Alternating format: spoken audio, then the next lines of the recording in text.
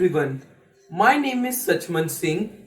I study in Nirmala Convent Senior Secondary School, Haldwani, Uttarakhand. Class 8th. Now I am reciting a poem on my father, my hero. A dad is a person who is loving and kind, and often he knows what you have on your mind.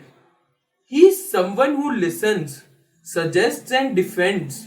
A dad can be one of your very best friends.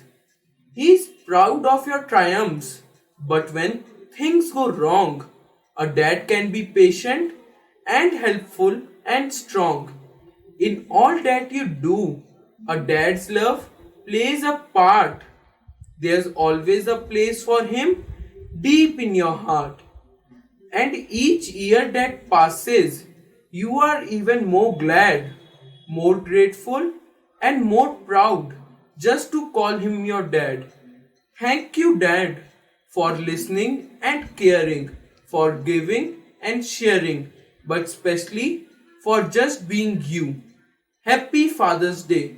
Thank you.